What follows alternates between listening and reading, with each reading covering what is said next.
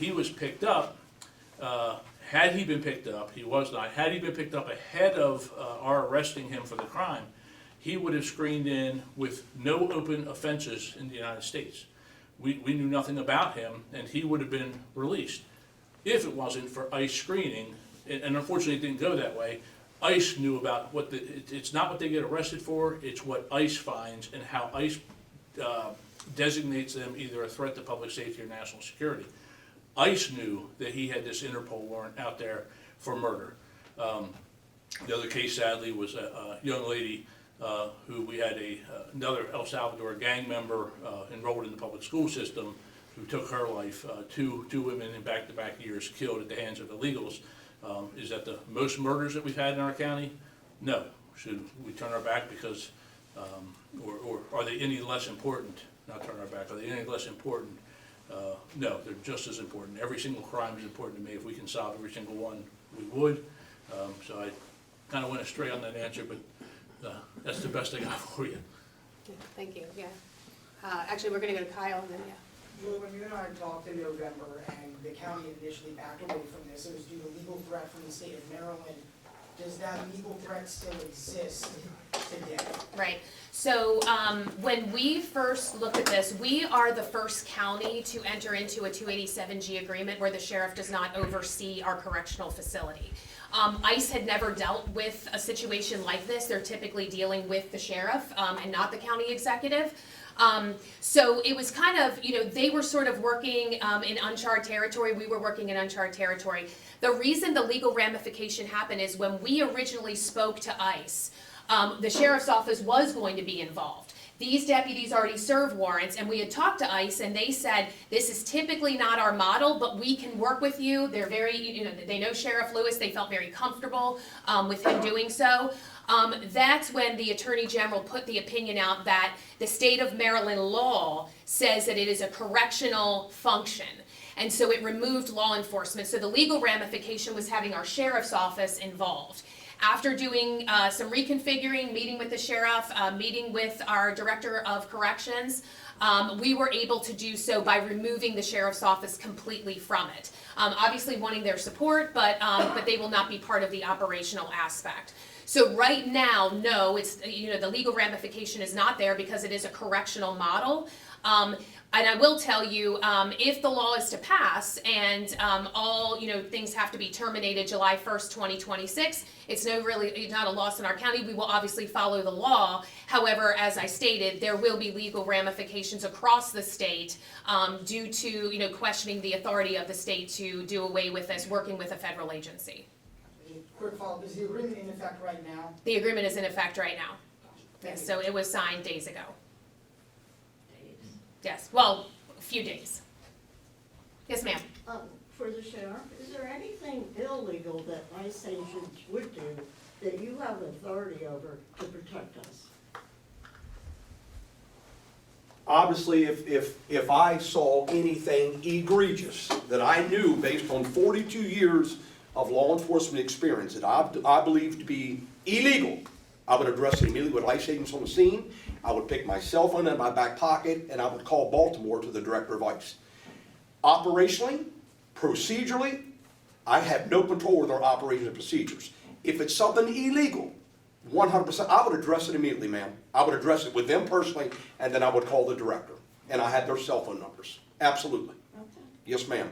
I'm going to protect this house. This is my priority here. Yes, sir.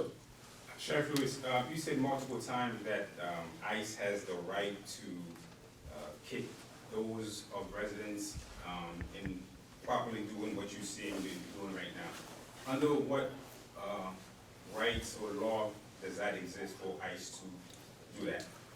Well, 42 years of experience working in law enforcement tells me that ICE has if they have an individual, if they have probable cause or reasonable articulable suspicion to believe someone is in that house, they have a right to forcibly enter and go in that house after that individual in the absence of a warrant. In the absence of a warrant. If they're not sure and they can list everything and they've got time, they can put everything in an application, have it signed by a judge. Otherwise, if they see somebody run in that house, or somebody says he's hiding in there right now, I just left the house, he's in there, yes, they've got a right to go in there and get that. And I will say this, and get the individual, I will say this, each case is weighed on its own merit. Each case is weighed on its own merit. Every case has various levels of judicial review. Judicial review. And ultimately, one judge may say perfectly legal. They appeal the case, the other judge say, no, I think it was illegal. Then it gets appealed again to the next level to say, no, he was perfectly legal, or she was perfectly legal doing what they're doing. I am no lawyer, but I've worked with lawyers side by side for 42 years. And I know the rules of engagement are different at the federal level than they are at the state level. They truly are. So I cannot recite with specificity what section or code says they can do it, but I've worked with feds for 42 years. I know that their rules of engagement are different and have been different than those at the local level. Chief Deputy Widows, you're an attorney. Could you answer that question any better than what I just did? And please, I want you to if you can. Yeah, I agree with Sheriff Lewis. I'm not an expert on federal law, but I know state law, an arrest warrant carries with it the authority to enter someone's home. Like Sheriff explained, if we have reasonable articulable suspicion to believe that the person named in the warrant lives there, and we have reasonable suspicion to believe that they're currently there, that arrest warrant carries with it the right to enter that home forcibly.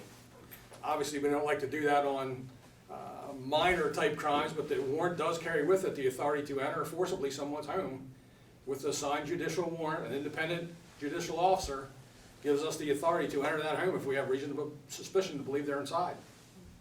And we'll go Mr. Atkins and then Haley. I'd like to get a clarification, and then I'd like to ask the Chief Deputy a question. As far as the application for ICE, has that been approved or is that pending? Because on their website this morning, they show an application has been filed. They do not show that an application has been approved, so. Right. Yes, sir. So it is pending right now, Okay. and I think it's just based on a time frame. I think there was a couple of last minute things that had to be tied up, but right now it is pending on their website. It's an application, okay. Yes. Okay, Yeah. and Chief Deputy, your model that you have in Cecil County versus a WSO model, if I understood you correctly when you spoke, you screen, check every person that comes into your jail when you do that. Is it that different than a WSO? And why is that not a better system that when someone is brought into the jail, they are screened at that point in time, and if there is an outstanding warrant, that ICE is notified as you're bringing that person in the door? Do you mind if I take one thing really quick? Yeah. So, Mr. Atkins, actually, the sheriff actually asked the same question as to why we didn't go with the JEM model, which seems to be more so prevalent across the state. In speaking with Director Tyler, we are 30 correctional officers down, and so operationally, it would have been very difficult. The training is a little bit more extensive than the WSO model, and so it worked better for us with us being down the correctional officers. I will say I think the JEM model is probably better because everyone is getting screened equally coming in. The WSO model does not do that. So we are kind of at ICE very much informs us as to who the detainers are on. We're able to hold them for an additional 48 hours. Until we have more correctional officers, the WSO model is just better for us operationally. So your decision to go with WSO is basically based on staffing at the detention center? Correct, in talking with our director, yes, sir. Okay, thank you. Yes. Haley? This is a question for you. In the fall, you held off on the 287G due to the thought of the Senate Bill 245, and Correct. it did happen, you were right about that. Right. In holding off until now, why did you decide to change your mind or choose now? Right. So there were a lot of factors that came into play on this. So even though the legislation was going to be put forward, we had a feeling it was going to be put forward, and of course I testified on it last night.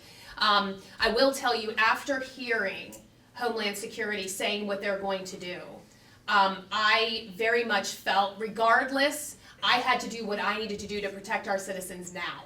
And so rather than ICE knocking on the doors of individuals or kicking doors in, I would rather it be at our correctional facility. And I really hope, I stress to the legislature that they are signing, what they are doing in passing that bill is putting communities at risk. That's what they're doing, is putting communities at risk, and that's across the state of Maryland. I think they think they're doing one thing because it sounds good. And again, the people in the audience that were testifying in favor of the bill are under the impression that this bill gets rid of ICE in the state of Maryland, and it absolutely does not. All it does is remove the guardrails that these gentlemen have, that I hope that we will have, in keeping ICE in a more secure facility. That's all they're doing. It's actually putting Marylanders at risk, and that's why I stressed that this is not making Maryland safer. And I really think I was, I don't know what's gonna happen. I think they heard me. We had really great discussion. I plan to testify, when it crosses over to the House, if it gets out of the Senate.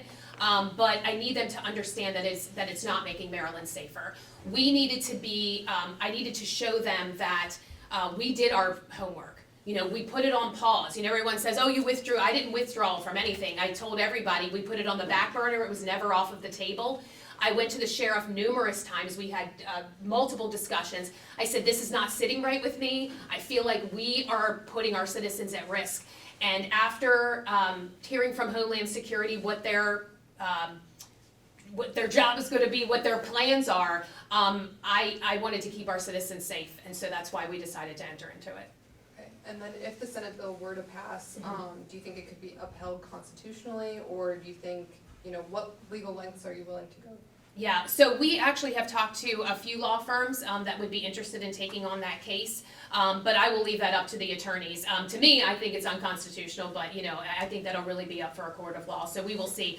It has definitely drawn interest of legal firms across the nation, honestly.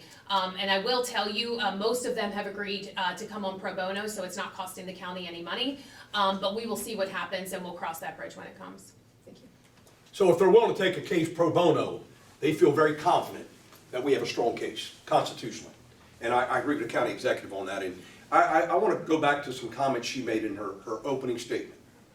This is not about politics. This is about public safety, 100%. People can call it politics all day long. This is about public safety, period.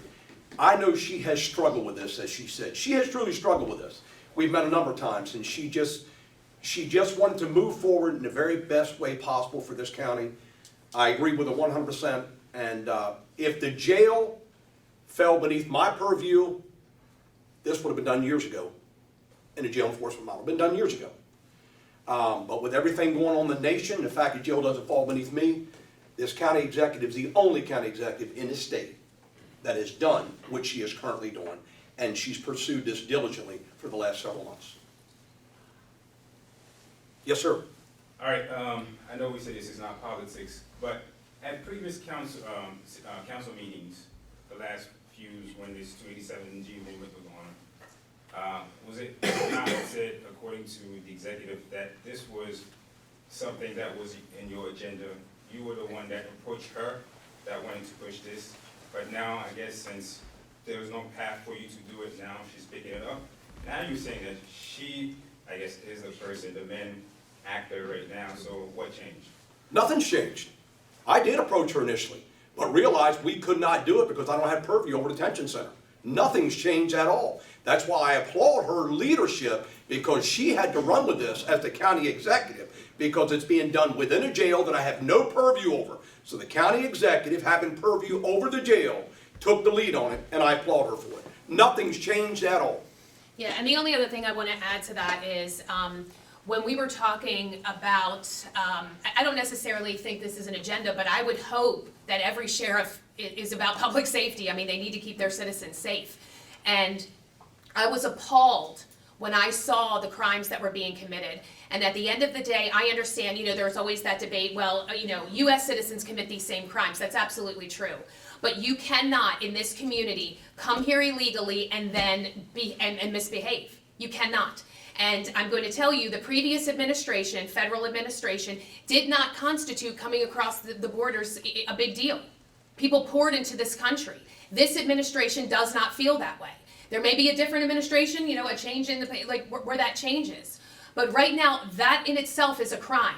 So I get very frustrated when people say these people are not committing crimes. They have committed crimes. They crossed our border illegally. Now, does that not mean that they're functional members of society? Of course, they're working, they have kids in school. I completely understand that. But we cannot have people crossing this border illegally and then committing crimes in our community. And that's where they come in, and I think what the sheriff was saying, and I don't want to put words in their mouth, it doesn't matter at that point in time, the country of origin at that point. They are committing crimes in this community. And on top of that, crossing illegally. So my suggestion is, if you know of someone that is in our community that is not legal, does not have their legal, please, don't reach out. What I mean by that is that have them become a citizen. We welcome them to become a citizen. Do it the right way. Do it legally. Our Haitian community has built here, and everyone that I know has done it the right way, the people that I know. So they have done it the right way. Come here and do it the right way. And we promote that. We want them part of our community. But you cannot come here breaking laws of immigration and then break our laws here. It can't happen. It can't happen. And I felt that I was not doing this community justice by sitting back knowing that I have people who have sexually abused minors. I have people that have, assaulted people, assaulted officers, and we're not doing anything. They're coming right back on the streets. I cannot sit with that. And if that makes it political, fine. But me as a human being, me as a mom, as a teacher of 17 years, I care about this community, and I have to do everything in my power to make them safe. And I feel that the sheriff feels the same way. 100%. Yes, sir. Go ahead. I was going to kind of go around the room real quick. Yeah. I mean, I just want to do a little follow-up for what you said in regards to illegal crossing and coming in illegal. You do understand that anyone, majority of the folks that do cross did, whether it was a previous administration, whether the laws that was then and now is different, but you do understand that majority of these immigrants did come into the country legally. Now, current administration may disagree of how they came in or revoke their status, so you do understand that they came legal, you made them illegal, now you make them undocumented. Right. I totally understand. And again, it's not me. It's not me making Well, them. I'm You know what I saying mean? This is our country, right? Right, exactly. But that's what elections are for, right? So this person, whether you like him or not, was elected into office. And I don't know why anybody would be shocked. He stated this from the very beginning. This is what he ran on. You talk about a campaign promise. This is what he ran on, and so this is what we're working with. So what I'm trying to do right now is again, do not want ICE going into our communities. I don't want a Minneapolis here in Wicomico County. I don't. And so my thought is, and what they're saying is, if we can work with these counties in the jails, it will keep us out of the community, and that's what we're hoping to do. Josh? Can you clarify the application process and the timing for this to go into effect? Sure. So the application process is, I was sent the MOA. There was some, talk about whether the council needed to approve it. So the way our charter works is, if it's a multi-year deal, the county council has to approve. If it's a one-year deal, I'm fine to sign it. This is an open-ended contract. We knew with the legislation going into effect that it might not last a year. We also have told the county council that if we decide to extend it past a year, if this law doesn't pass, it will go back in front of them. So they are well aware of that. With that being said, the contract, the MOA has been signed, and it has been sent off. So right now, we're just kind of in a holding pattern. There were a couple of I's that needed to be dotted, T's that needed to be crossed, but other than that, you're in a pending status until, I'm not sure if there's training that has to occur. I'm not really sure once you enter it, and then does it come off of pending after the training, or like until you're online, like doing it? I'm not really sure. I can just speak again, and this has been nearly a decade. But Right, sorry. We submitted a letter of interest, we received acceptance into the program, and then when it came to the MOU, it was actually Tom Homan, who was the Baltimore field office director, who came to the sheriff's office, and we signed the MOU together. And then we had to begin training our people, and our people go to Charleston, South Carolina, at the expense of ICE and the federal government, not costing the Harford County taxpayers anything, where they are in, I think it's a 2-week class, four-week class. And again, I said, on-duty time is the only commitment and expense. All the equipment that is brought in, and we have the jail enforcement model, so all the equipment that comes into the jail, they ran their own T1. That makes sense to the IT people, I guess. They ran their own line into the facility and the computers. All the expenses are theirs. So we had to get our people trained up, so I imagine that's gonna be the next step in this Yes. process, is to send your deputies or your Yeah. officers for training. Yeah, and actually, this training is a lot less intense, so it's an 8-hour training course where ICE will actually come down here and do the training here. That was another reason we just could not afford to send our officers for a 4-week training. We just don't have the staff to do that. So, come on, yes, I. Thank you, Madam Executive. It was only just now disclosed in response to a question that application has been submitted to ICE to enter into the WSO program. It just seems to me, it caught my attention that this is the top headline for this story. Is there a reason that that disclosure was not made part of any of the presentations or was not included in the press release? Was there a reason to not bring that out to the front? Sure, so in my comments, I said, and that is why I am proud to announce that my administration has committed to entering into the 287G program, specifically the warrant service officer model. So I said it in my remarks. Okay, and my apologies if I missed that. And have you received any formal concurrence from the county council to enter into this at this time? Yes, so I guess in defining formal, so I will let everyone know that Steve Lakin, my Assistant Director of Administration, has been in contact with President Cannon throughout this entire process. He was made aware of every step that we were doing days in advance, and that's what he asked of us. And what he said, and I'm just going off of what he said, is that we had a majority of support from the county council. His words. But no formal vote?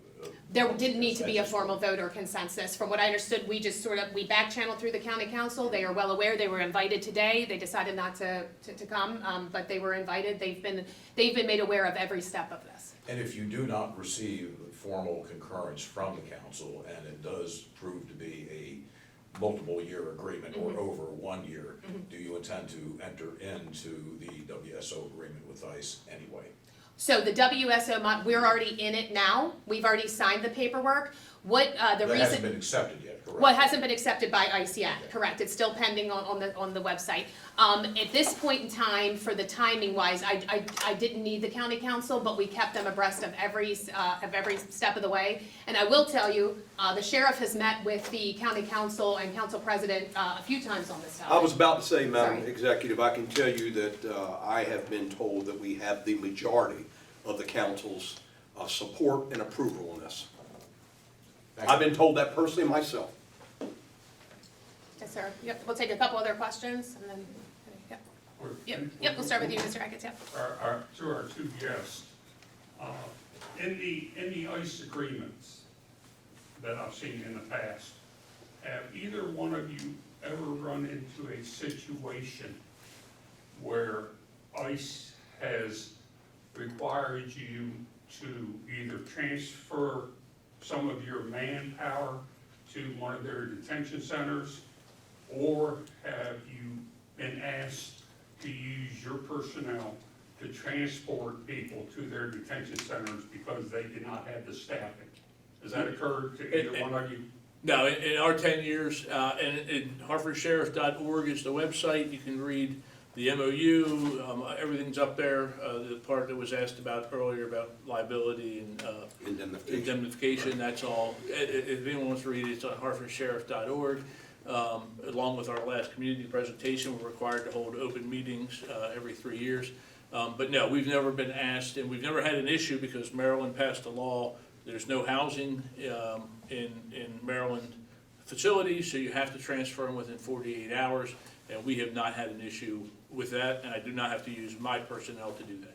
And Cecil's the We same. have not had an issue that I'm aware of. We're right on I-95.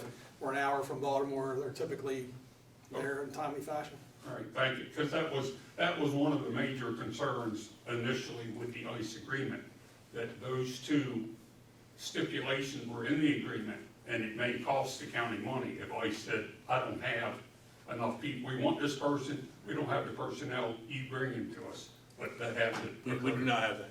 Thank you. Folks, we're going to go ahead and wrap it up. We have with us our County Administrator Bunky Luffman, our Deputy County Administrator Steve Lakin. Anybody have any questions of these two gentlemen? Okay. I got last question for you. Since I know you're really big about public safety, and Talking to me or? no, Yes, sir. Mr. Mike. Mr. like this.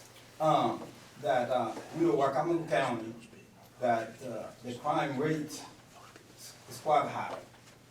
So when talking about public safety, and as we know, with the immigrant population here, if the administration revoke their status, they become illegal. But as far as crime rate, the same way the deputy already said, if you have to say, you say the same thing. The crime rate with the immigrants is considered low if you compare it with the US citizen. So now, you stated that we already lost 2 officers due to ICE. I learned that we lost some in the city too, and some other county, not on the county, some other county too. So now, moving forward, any plan in place to stopping us from losing all the officers when we already have a crime rate? I just want to be clear, my comments were the number of crimes, not the crime rate. So we don't track, I can't tell you how many, the crime rate would be the percentage. The crime rate, not by the percentage of immigrants in the country, in my county versus the number of crimes. That would be the crime rate. The number of crimes would be, if we have 10,000, we don't, auto thefts, how many are committed, that would be the number. We have a very small number of crimes committed by people in the country illegally, or even in the country legally who are screened into the program. I will say I have conversations with a number of deputies who have left from agencies throughout the region, not just the 2 here in Wycomico County. The number one reason they're leaving is the money, the greater pay. There's also a $50,000 signing bonus that ICE is offering any police officer, any certified police officer, a $50,000 signing bonus. That's above and beyond the higher salary that they're going to get as a federal agent. That's the number one reason they're leaving. It's not that you want to work for ICE, but ICE is the ones right now they're hiring. Not the FBI, not all these other federal alphabet agencies, ATF, DEA, they're hiring, but not at the same rate. There is a mass hiring process taking place right now with ICE across the country. And those incentives are what's drawing the attention of certified police officers. It breaks my heart to be losing any deputy here in this office to another law enforcement agency, let alone ICE. I don't like it. So we continue. We have 5 recruits in the academy right now. We quite frankly are having a difficult time keeping up with attrition, people leaving, put new police officers through the academy. It takes 26 weeks for basic law enforcement training, then another 12 weeks of FTO period, field training officer period, and getting these police officers acclimated. So we're going to continue to do what we do. We're going to continue to recruit good, qualified people as best we can. And I can tell you they come from all nationalities, and happens to be 2 of the 3 deputies that I've lost in the last several weeks were African American. So and they're going to ICE. So it breaks my heart to lose anybody, let alone a minority police officer, because every law enforcement executive strives hard for diversity. So when we lose anybody, it's painful. But when you lose someone of color, it hurts even more, because I need them badly in this community. We need them badly across the state. I hope I've answered your question. My thing is that, so since we know that we have a lot of crime to deal with, so you're already running short, so now you're losing. So what's the plan moving forward if we keep losing, as you're concerned to be partnered with the ICE for the immigrant state crimes, which is very low here in Wakamango. I cannot talk about other county. I've been here for 30-some years. And I know it, that as we work with the immigrants, we help them to become residents, to become citizens. So we know that not a lot of them been in trouble.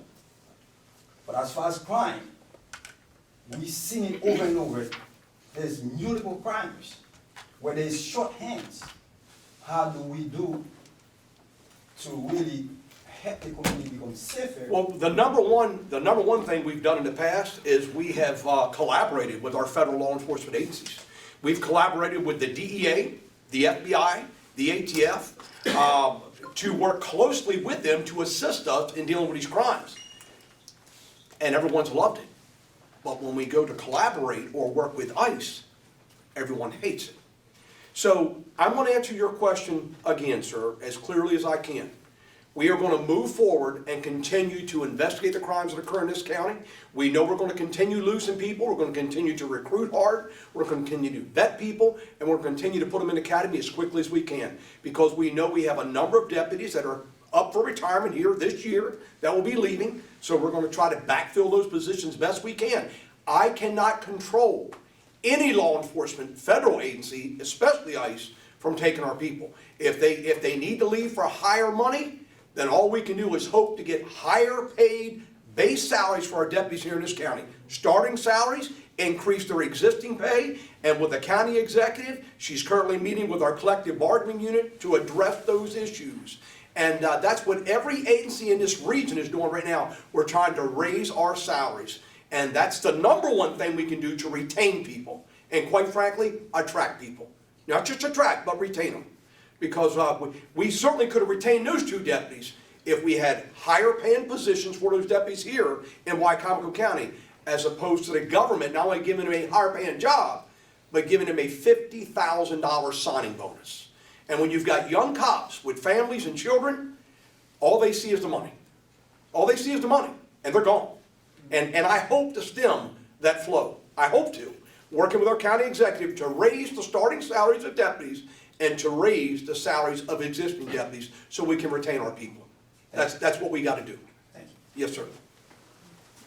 Thank you all for coming, I really appreciate it. So, I know it's like lunchtime at this point, so. Thank you, Major. If you can take care of everybody for us, we're going to head on back.